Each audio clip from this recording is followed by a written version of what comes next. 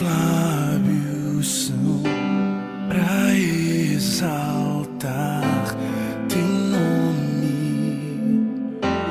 nome mais lindo. Minha vida é pra teu louvor. Eu quero te adorar.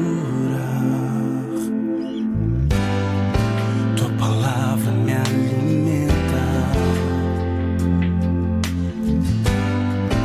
Teu amor me sustenta. Os teus braços me acolhem. Eu me encontro em tua glória. Te adoro, ó Deus da minha vida, refúgio e misericórdia cheia em ti. Te adoro, ó Deus da minha vida,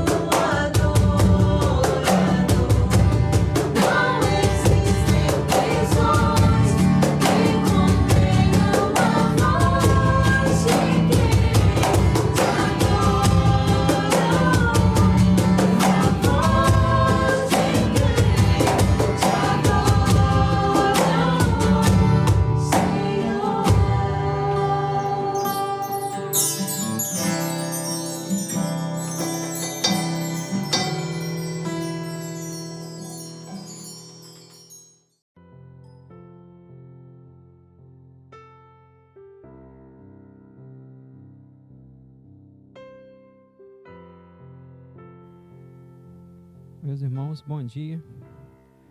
É um privilégio poder estar com os irmãos mais uma vez, para a gente poder estar celebrando, né, prestando mais um culto ao Senhor através da nossa EBD. Hoje já dia 21 de junho de 2020. O ano está passando e pela graça do Senhor a gente está aqui. A Bíblia fala que 1000 cairão ao nosso lado, 10.000 ao nosso direito, mas nós não seremos atingidos. Até aqui as misericórdias do Senhor têm nos sustentado e é motivo de gratidão. Eu convido você, né, que está nos assistindo, você membro da 10ª Igreja Batista, que curve a sua fronte para a gente poder estar fazendo oração e assim começando nossa EBD. Santo Deus e amado Pai, muito obrigado pelo privilégio que é poder estar falando com o Senhor. Obrigado pela noite, ó Deus, tranquila que tivemos, porque a Tua palavra diz que em paz nós deitamos, dormimos e acordamos, porque o Senhor nos faz repousar em segurança. E é o Senhor quem dá aos seus amados, enquanto dorme, o descanso, o sono. Obrigado pelas Suas misericórdias, que mais uma vez, meu aniversário essa manhã, nos mostrando, Senhor, que o Senhor nos causa não sermos consumidos. E te agradecemos, né, porque hoje tivemos o privilégio de abrir os olhos, ó Deus, e poder ver que está tudo bem conosco, fisicamente falando. Te agradecemos a oportunidade, ó Deus, que está na sua casa, para poder estar prestando mais um culto ao Senhor, através da EBD. Que o Senhor possa estar ungindo, ó Deus, os meus lábios, ó Pai, para falar aquilo que o Senhor quer que ouçamos. Aquilo que o Senhor não quer que ouçamos, meu Pai, mas aquilo que o Senhor sabe que nós precisamos. Então fale o que precisamos ouvir, Senhor, não o que queremos. Que eu seja aqui apenas um instrumento do Senhor, que, ó Deus, em mim aqui esteja o temor, ó Pai amado, e o tremor. Fale ao coração, ó Pai amado, de cada pessoa, Deus, que está nos assistindo neste momento, aquelas que vão assistir posteriormente, meu Pai, e que a Tua palavra, Pai amado, venha cumprir o propósito para o qual está determinado. É no nome de Jesus que nós oramos ao Senhor. Amém. Irmãos, a lição 10, ela traz para a gente o seguinte tema: a resistência às heresias. E o que seria heresia? Heresia é uma interpretação, uma doutrina, um sistema teológico rejeitado como falso, né, pela igreja. É uma teoria, uma ideia, uma prática que nega ou contraria a doutrina estabelecida por um grupo. Então, doutrina é tudo, e heresia, no nosso caso, para nós cristãos, é tudo aquilo que é contra a Bíblia, aquilo que a Bíblia condena. Então, a gente precisa sempre analisar. A Bíblia fala sobre isso, o que a Bíblia diz sobre determinado assunto. A Bíblia condena esse assunto, então isso é uma heresia. Tudo que vem de encontro àquilo que é a nossa regra de fé e prática, que é a palavra de Deus, isso para a gente constitui uma heresia. E o pastor Exaltino, ele diz aqui, né, na introdução, que o Evangelho é o vinho novo que não cabe em odres velhos. E falando de Paulo, ele fala que Paulo entendeu que o Evangelho era algo novo, que continuava a revelação dada aos pais, mas descontinuava o judaísmo. Então, o Evangelho, ele é bem mais que o judaísmo. A gente estudou nas lições para trás que o judaísmo, ele acabou se tornando uma seita perigosa, né? Porque algumas pessoas da igreja, né, daquela época queriam seguir à risca, né, os mandamentos de Moisés, a lei determinada por Moisés, e queriam até circuncidar aqueles que eles julgavam como ímpios, né, que não eram do povo de Israel.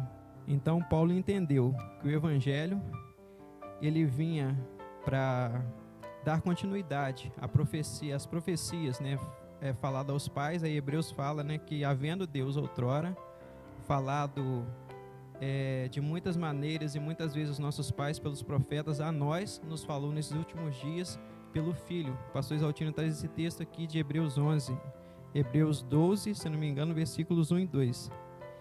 Aí Paulo entendeu que o Evangelho, né, que ele pregava, o Evangelho de Jesus, ele descontinuava o judaísmo.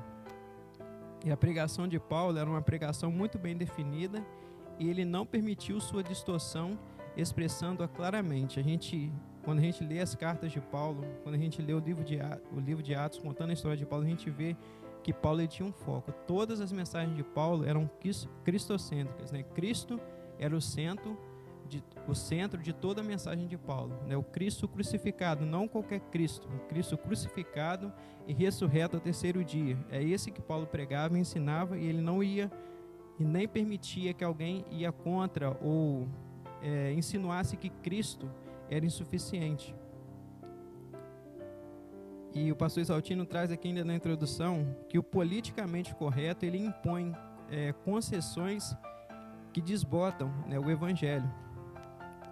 Então a gente vê muito discurso hoje voltado, né, infelizmente nos púlpitos das nossas igrejas, e por que não até de igrejas batistas, dizer que líderes, né, pastores se levantam para mudarem o seu discurso em prol, né, de um determinado grupo ou de uma determinada pessoa, né, para que a renda financeira da igreja não diminua se tal irmão for ferido, ou para que tal grupo fique na igreja sem abandonar os seus pecados. Eu não vou mexer nessa área.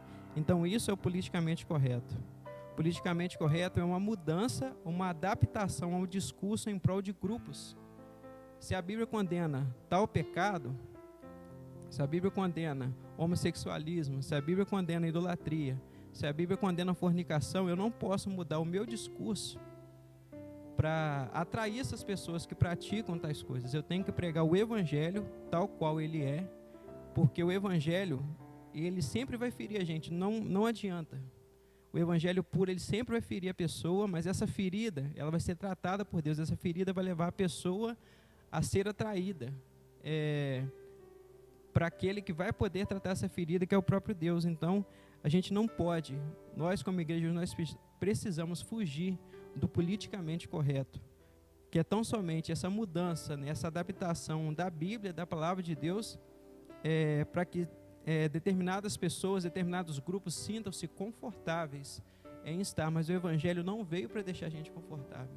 O Evangelho é uma coisa pura, o Evangelho veio de cima, veio do céu, um lugar bom, e nós somos ruins. Então toda vez que eu me deparar com a palavra de Deus, ela vai me ferir, ela tem que fazer isso, para depois nós, né, procurarmos, né, aquele que vai nos trazer a cura, que é o próprio Deus. O pastor Exaltino ainda diz que se o olhar do outro for fora da Bíblia, está torto. Qualquer olhar fora da ótica bíblica está errado. Então, qualquer olhar fora da Bíblia está errado. A Bíblia não tem que ser repensada. A Bíblia já está pensada, foi pensada em nós, não tem que acrescentar ou tirar nada dela, até porque a Bíblia fala que todas as maldições que estão escritas nesse livro vão cair sobre quem fizer isso, quem acrescentar ou tirar alguma coisa da palavra. Eu não posso querer adaptar a Bíblia a mim.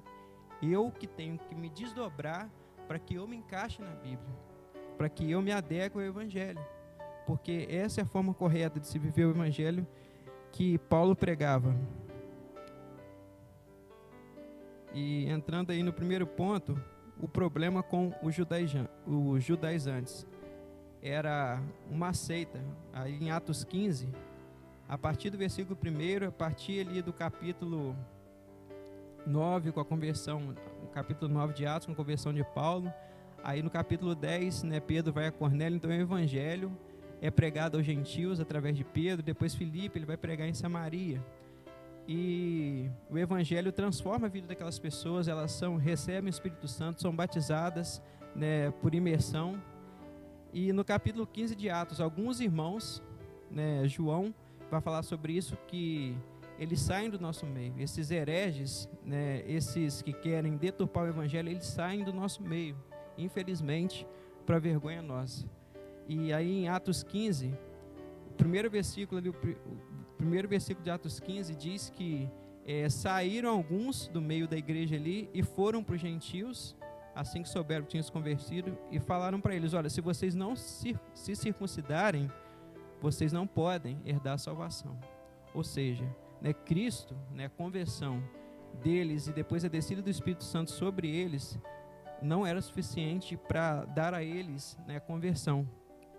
Então é isso que esses judaizantes pregavam na época de Paulo. É um dos problemas que Paulo enfrentava, e Paulo até o fim do seu ministério ele combateu isso. Ele sofreu com essas pessoas que estavam no meio da igreja. Aí o pastor Exaltino ainda traz para a gente que hoje, né, isso está de certa forma, no meio da igreja, né? Porque a igreja tem procurado trazer coisas do Antigo Testamento, coisas, né, de Israel, e o foco da igreja não está nem em se parecer com Cristo hoje. O foco das igrejas hoje está em se parecer com Israel, em imitar, né, o povo de Israel. A gente vê até aí hoje, né, Templo de Salomão, a Jesus contrariando isso que as pessoas fazem hoje. Ele diz: está aqui quem é maior do que Salomão, está aqui quem é maior que o templo, que era ele próprio. Aí ele traz aqui que hoje usam a menorá, que é o castiçal de 7 braços, a estrela de Davi, né, que ele fala que até do próprio Davi essa estrela poderia ser desconhecida. Alguns estudos posteriores mostravam isso, que ela teria surgido na cabala judaica. E a bandeira de Israel, até o Kippur, muitos líderes hoje, né, trazem isso à tona. E há cristãos mais empolgados por Israel que pela igreja. Isso é perigoso, pode levar a esquecer-se que só há salvação em Cristo. Então essas coisas do Antigo Testamento podem tirar o foco, podem tirar o brilho de Cristo. Quem tem que brilhar é Cristo. As coisas do Antigo Testamento já passaram, aí vem Cristo. Não que o Antigo Testamento não seja necessário, é assim. O pastor sempre fala na igreja que o Antigo Testamento é como se fosse, e a Bíblia é como se fosse uma casa de 2 andares. No primeiro andar, o Antigo Testamento, e no segundo, o Novo. Então, eles estão interligados. Tanto que, quando você vai ler a Bíblia, os escritores do Novo Testamento, eles citam escritores do Antigo Testamento. E as profecias, né, do Antigo se cumprem no Novo. Então, estão interligados. Mas há coisas que não precisam ser, né, trazidas, né, para as nossas igrejas hoje. Aí Paulo diz em Gálatas 5:6: porquanto em Cristo Jesus nem a circuncisão, nem a incircuncisão tem qualquer valor, e sim a fé que opera pelo amor. E tem outro versículo de Paulo que fala que é sim o ser nova criatura. E 1 Coríntios 7:19, no finalzinho do versículo, diz assim para a gente, 1 Coríntios 7:19, o que realmente importa é obedecer, né? Em algumas outras versões, a observância aos mandamentos de Deus. Então, o que realmente importa é Cristo. É Cristo entrando na pessoa, selando, o Espírito Santo vindo e selando e dizendo para ela: a partir de hoje você é meu. Isso que importa. É o que acontece aqui dentro da pessoa, né? A transformação de vida da pessoa. E os judaizantes, a pregação principal deles era que Cristo, que crer em Cristo, a gente falou algumas lições para trás, né, que crer em Cristo não é somente falar que eu acredito. Crer é você tomar por verdadeiro, por absoluto, aquilo que aquela pessoa em quem você crê prega. Então, tudo que Cristo traz para mim, eu tenho que ter isso como verdadeiro, tomar como absoluto para a minha vida. Então, eles diziam que crer em Cristo, os judaizantes diziam que crer em Cristo e ser selado com o Espírito Santo não eram suficientes para conceder salvação. E 1 João 2,19, eles nos diz assim, 1 João 2,19, eles saíram do nosso meio, mas na realidade não eram dos nossos, pois se fossem dos nossos, teriam permanecido conosco. O fato de terem nos abandonado revela que nenhum deles era realmente dos nossos. Então eles saem do nosso meio. Esse povo está aí, né? Está no meio da igreja, está ouvindo o evangelho, mas eu não quero me adequar a esse evangelho. O que eu faço? Eu vou abrir uma igreja. Eu vou pregar um evangelho do jeito que eu quero pregar, um evangelho que se adequa à minha vida, tirando determinadas partes da Bíblia que mexem com o meu pecado, e não vou pregar contra o pecado, porque isso pode ferir pessoas e o objetivo é ganhar pessoas. O objetivo do evangelho, sim, é ganhar pessoas, mas é transformar a vida das pessoas e levá-las a ter uma vida de qualidade. Não é a quantidade que importa para Deus, não é a quantidade que importa para Jesus, tanto que quando os 70 abandonaram, ficaram só os 12, o que Jesus falou para eles em João 6? Vocês também querem ir embora? Então a gente precisa entender que somos nós quem precisamos adequar o evangelho. Nos adaptar à vida nova que Ele nos traz. A gente sabe que não é fácil, né? A Bíblia fala que guardar os mandamentos de Deus, né, os mandamentos dele não são penosos, mas a gente precisa de Cristo para que a gente não sinta esse peso dos mandamentos, porque nós somos pecadores, então a Bíblia sempre vai nos ferir. 2 Coríntios 3,6, a Bíblia nos diz assim: o qual nos habilitou para sermos ministros de uma nova aliança, não da letra, mas do Espírito, porque a letra mata e o Espírito vivifica. E o Shed traz um comentário que diz que o mero guardar da lei não salvará ninguém. O mero guardar da lei, o mero o fato de ter um castiçal na igreja, de usar um quipá ou de óleo ungido, isso não é suficiente para salvar ninguém. Cristo é suficiente para essas pessoas, e se Cristo é suficiente, logo essas coisas não se fazem necessárias no meio da igreja hoje. E o pastor Exaltino ainda traz, né, que nós não podemos varrer a cruz para baixo do tapete, ela é central à nossa fé. O único Cristo digno de fé é o crucificado. Nós somos filhos da cruz e não da lei. Há cristãos que são inimigos da cruz e o seu fim é a condenação. Então eles trazem todo esse aparato do Antigo Testamento, como a gente falou, a menorá, o castiçal, a estrela de Davi, a bandeira de Israel, mas eles não trazem a cruz para a vida das pessoas, que é o mais importante. Então nós precisamos entender que a gente precisa trazer a cruz para as nossas vidas, e não aquilo que Jesus condenou, aquilo que Jesus não carregou sobre ele. O que Jesus carregou sobre as costas dele foi a cruz e o peso dos nossos pecados. Então a gente precisa trazer essa cruz, até porque precisamos dela para a gente poder trocar quando chegar o nosso fim de carreira, né? Quando a gente partir e estar com Cristo. No ponto 2, um outro problema que Paulo enfrentou, e voltando um pouco aqui, Lucas 9:23 diz que Jesus dizia a todos: se alguém quiser vir após mim, a si mesmo se negue, dia a dia tome a sua cruz e siga-me. Então a cruz, ela precisa ter trazida, a cruz precisa voltar a ser pregada nos púlpitos de muitas igrejas. Nós somos gratos ao Senhor porque a gente tem uma igreja que prega, né, o Cristo crucificado, e que prega a necessidade de nós tomarmos a nossa cruz dia a dia, como diz Lucas no capítulo 9, no versículo 23. Aí no ponto 2 de gnosticismo, né, um movimento esotérico. Gnosticismo é a combinação de misticismo e especulação filosófica. E o esoterismo é uma ciência, uma doutrina, uma prática baseada em fenômenos sobrenaturais comunicados a um pequeno número de iniciados. E isso está dentro da igreja hoje, era da época de Paulo, e isso, com uma nova roupagem, está no seio das igrejas hoje também.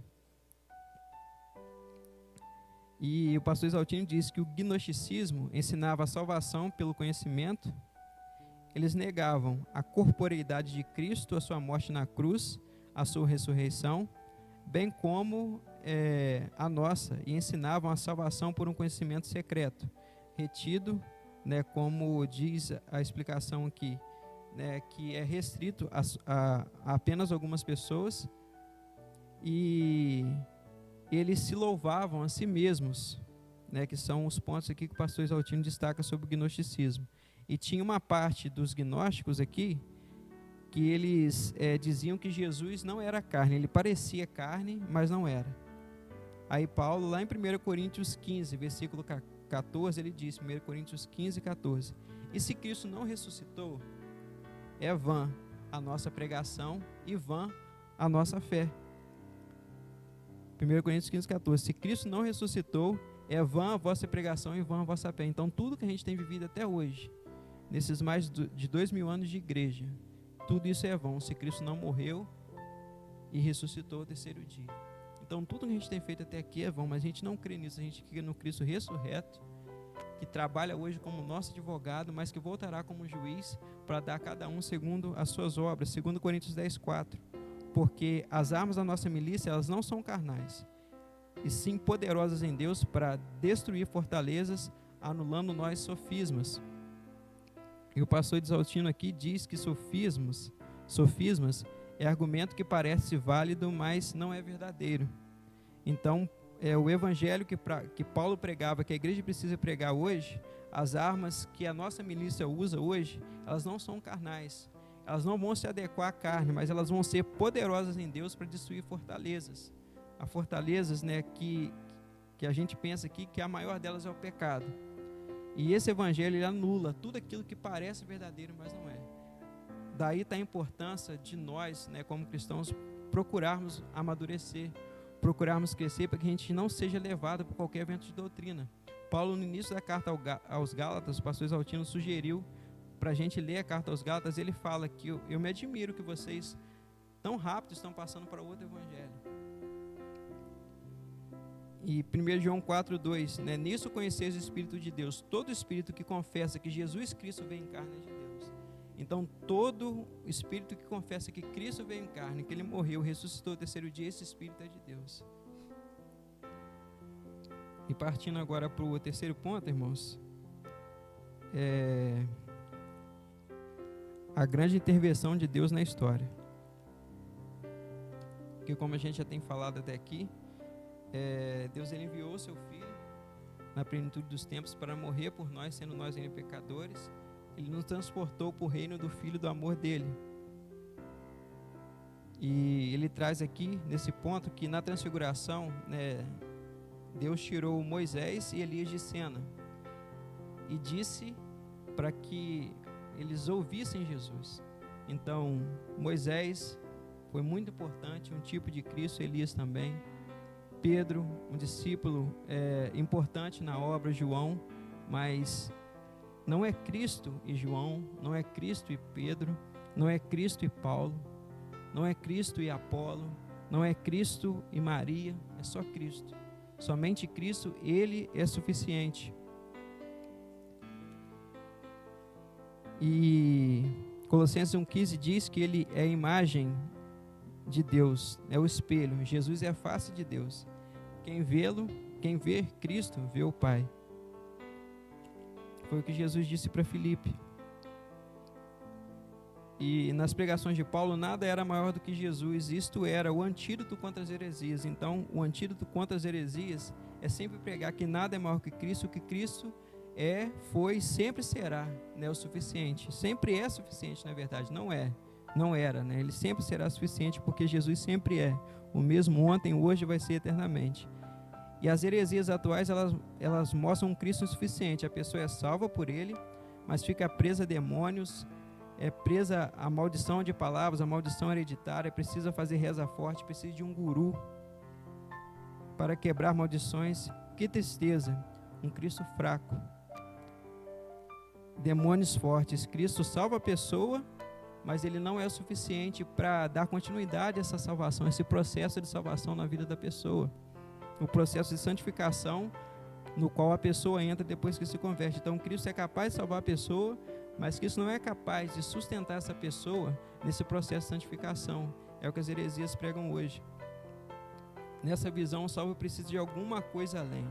Eis a base das heresias: Cristo e algo mais, né? Nos hereges de hoje a gente pode ver que é Cristo mais alguma coisa. É Cristo um sinalzinho de mais alguma coisa. Sempre é o copo d'água, né? Ou é o lencinho, ou é a rosa, né? Saiu até a última aí de grãos de feijão. Então é sempre Cristo mais alguma coisa. Ou sempre Cristo e um Espírito Santo superior a Cristo. Sendo que a Trindade, os três estão em sintonia, os três são um. Não tem rivalidade entre Cristo, o Espírito e Deus. Eles são um. Eles estão sempre em sintonia. Então a gente não tem que pregar a necessidade de ter, né, um Espírito Santo ou algo a mais do Espírito Santo, sendo que uma vez que a gente aceita Cristo, Ele entra e nos sela para o dia do juízo. E Ele fala que a gente precisa recuperar a centralidade da pessoa de Jesus Cristo na vida da igreja. Ela é dele e Ele a comprou.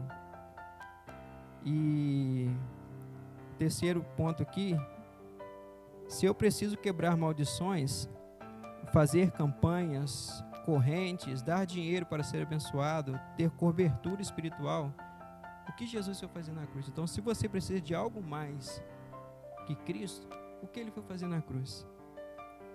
1 Coríntios 11,4: se na verdade vindo alguém que prega outro Jesus que não temos pregado, ou se aceitas espírito diferente que não tendes recebido, ou evangelho diferente que não tendes abraçado, a esse de boa mente o tolerais. Então Paulo fala isso aqui aos Coríntios. Se vierem outra pessoa aqui, trocando em miúdos, e pregar um outro evangelho mais fácil para vocês, vocês vão aceitar. É esse evangelho que vocês vão seguir. Quer ver o que acontece com a gente? Falando de nós, a gente está até então tem se falado aqui só de líderes que se levantam como hereges para tentar acarear pessoas, atrair pessoas até eles. E quando nós mesmos criamos as nossas heresias? Quantas pessoas não têm dizimado nesse período, dentro do que a gente falou, desse período de quarentena? Tem enviado seus recursos não deles, mas de Deus, para outros lugares. Eu conheço uma pessoa que esteve na beira da morte 2 vezes e infelizmente não está dizimando. O que é isso? Isso é uma heresia. É uma heresia porque eu estou tentando adaptar o evangelho a mim. Eu estou dizendo com isso que Cristo não é suficiente para mim. Não que Deus precise do nosso dinheiro, não é isso. Ele é o dono da prata e do ouro, mas se você não consegue fazer o mínimo, como você vai conseguir fazer as coisas máximas? Se nós não conseguimos fazer as coisas mínimas, como conseguiremos fazer as máximas? Em Judas 11, do 11 ao 13, Judas aqui ele faz uma comparação desses hereges com Caim, querendo dizer que essas pessoas são homicidas de almas, são assassinos de almas. As pessoas que pregam um evangelho diferente do que a Bíblia diz, são assassinos de almas. Pessoas que pregam que Cristo não é o suficiente para salvar uma pessoa, é um assassino de alma. Balaão, que prega contra a palavra de Deus por dinheiro. Quantos hoje usam a palavra de Deus para obter lucro, para obter ganho? Mas se esquecem que a Bíblia fala que aqueles que julgam ser mestres, eles vão sofrer mais duro juízo. E comparam também com Corá, que são pessoas que rejeitam a liderança espiritual instituída por Deus. Então são esses tipos de pessoas que Judas aqui condena. São pessoas que são assassinas de almas, são pessoas que estão nessa por dinheiro, na maioria das vezes. E são pessoas que rejeitaram liderança espiritual, talvez, a sua vida toda. E para concluir, irmãos, o pastor Exaltino diz aqui no Para Pensar e Agir: o antídoto às heresias é uma cristologia forte, é um estudo de Cristo forte. Você tem procurado conhecer o seu Cristo? Você tem procurado se aprofundar no seu conhecimento, como Oséias fala no capítulo 6, versículo 6, conheçamos e prossigamos em conhecer o Senhor. Você tem prosseguido? Porque é muito fácil a gente, nós, falarmos de um pregador que está tentando ludibriar as pessoas. Mas se eu não procurar fazer minha parte, amadurecer e crescer, eu vou ser enganado. Eu vou tentar adaptar o evangelho a mim e vou acabar me tornando um herege também. Ele diz que nós precisamos recuperar o valor da cruz na fé cristã. Cadê sua cruz? Onde está a sua cruz? Onde você a guardou? Se é que você um dia tomou ela sobre você. E Cristo é a razão de ser da igreja. Ela é dele. Somos noiva dele. E ele vai vir nos buscar. Como se perguntasse para a gente, o que tens preparado, para quem serás? Ele é a chave para entender as Escrituras. Sem ele não há salvação nem entendimento. Então, para você entender as Escrituras, o pastor Exaltino dizendo aqui, você precisa ter Cristo.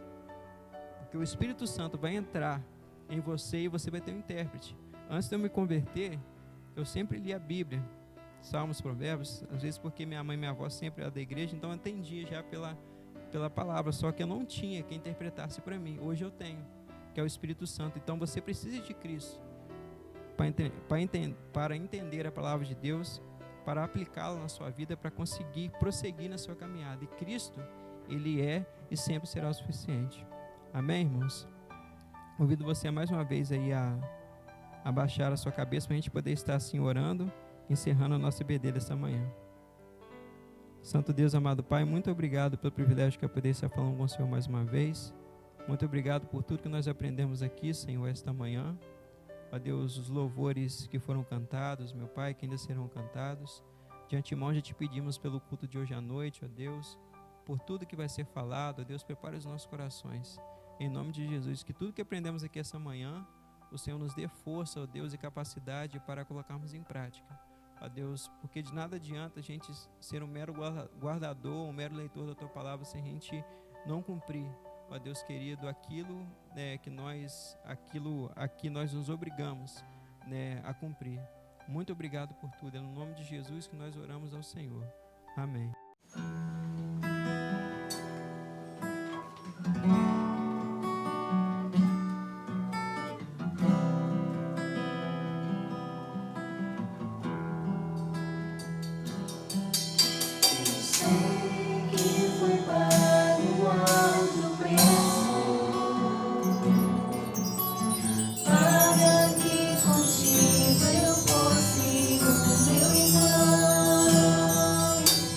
Quando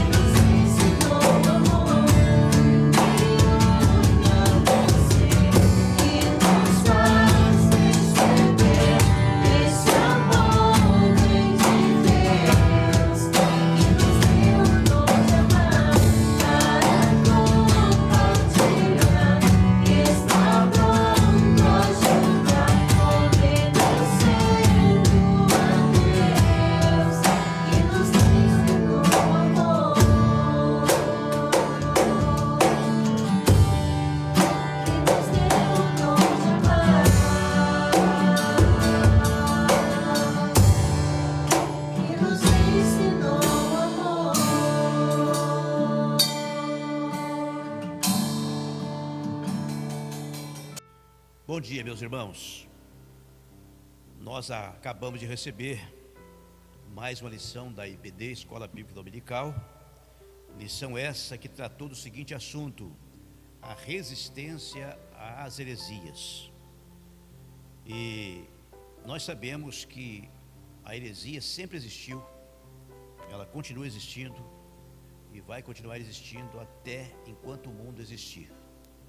E essa é a razão pela qual nós precisamos manter uma vida de oração constante para que nós não sejamos enganados pelos hereges que crescem a cada dia no mundo em que vivemos. Eu gostaria que você prestasse atenção em um versículo que nós vamos ler nesse momento e na sequência vamos ter um período de oração, ok?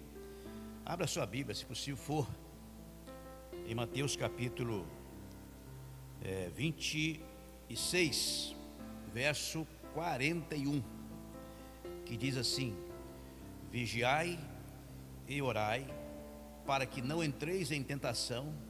O espírito na verdade está pronto, mas a carne é fraca. Então abaixe sua cabeça e vamos orar. E à medida que eu for pedindo, você vai orando, em nome de Jesus, por favor. Abaixe sua cabeça, feche seus olhos, concentra e vamos orar. O primeiro pedido, meus irmãos, é que para que nós oremos pela irmã Miriam, que está internada e a situação dela não é das melhores. Vamos colocá-la nas mãos de Deus nesse momento. Vamos agora orar por todos os nossos irmãos que estão na área de risco em relação aí ao Covid-19. Que Deus possa abençoá-las, que Deus possa socorrê-las, que Deus possa cuidar dessas pessoas, assim como Ele tem cuidado até aqui. Podemos dizer e até agradecer agora orando, que até então nenhum dos nossos irmãos adquiriu o Covid-19. Graças a Deus. Ora a Deus nesse momento, agradecendo, porque até aqui nos ajudou o Senhor. Vamos agora orar pela nossa igreja, por cada irmão em particular, para que Deus esteja visitando cada um, socorrendo cada um, fazendo a vontade dele na vida de cada pessoa. Vamos agora orar por todos os enfermos da face da terra, todos os nossos irmãos em Cristo que estão passando por alguma situação difícil nesse momento. Que Deus estenda a sua mão de poder e de misericórdia sobre cada uma delas. A Bíblia diz, meus irmãos, que a oração de um justo pode muito em seus efeitos. E eu quero crer que muitos justos estão nesse momento orando ao Senhor, buscando a presença de Deus. E a Bíblia diz que a sua oração, se você tem fé em Deus, se você vive com Deus, se você vive na dependência de Deus, a sua oração, as suas orações estão sendo respondidas nesse momento, estão sendo colocadas no trono da graça de Deus e respondidas segundo a vontade do Senhor. Vamos orar por todos os pastores de Deus do mundo inteiro, para que Deus dê sabedoria a cada um de nós, para executarmos a obra de Deus na dependência do próprio Deus, todos orando.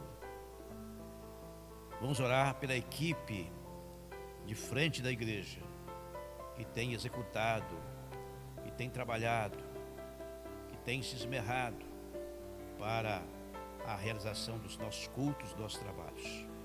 Que Deus possa fortalecer a vida de cada um dos nossos irmãos.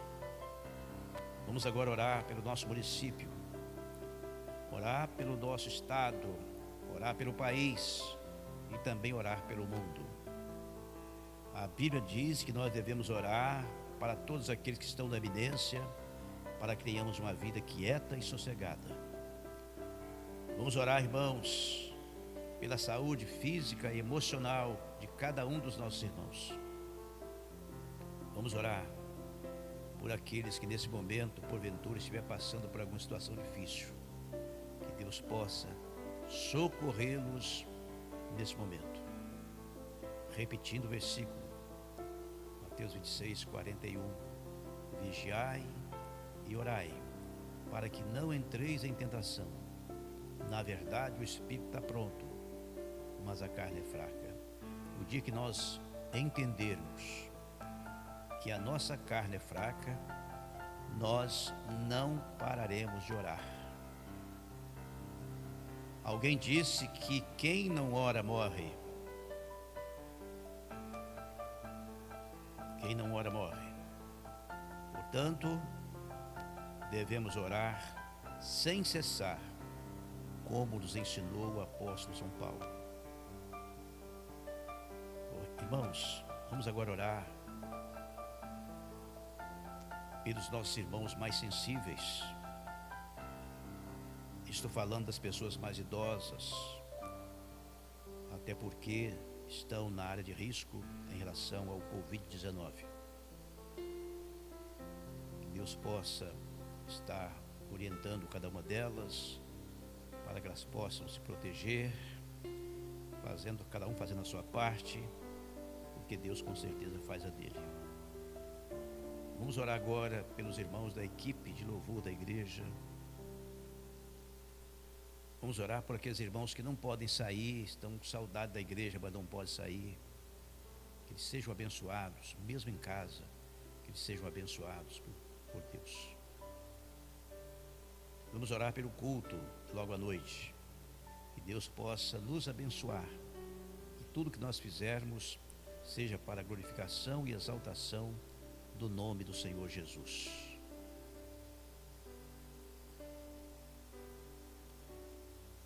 Vamos fechar esse momento de oração, e fechando assim a nossa EBD desta manhã, e que Deus possa grandemente estar abençoando cada um de nós que ligado está nesse momento, desse culto.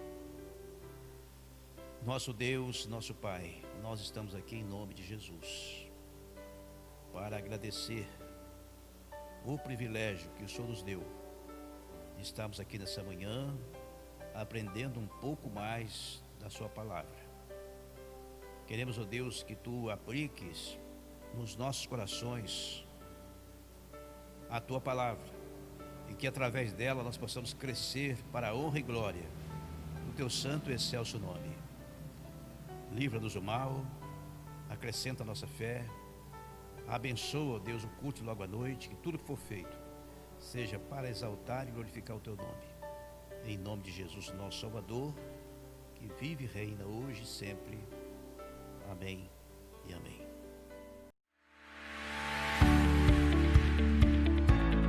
Ajudar a sua igreja a alcançar mais seguidores no canal do YouTube é muito simples. Vamos lá? Acesse o site youtube.com. Digite o nome da igreja. Clique no botão Inscreva-se e pronto! Ative também o sino de notificação para você sempre saber quando um novo vídeo for postado ou quando o culto estiver online.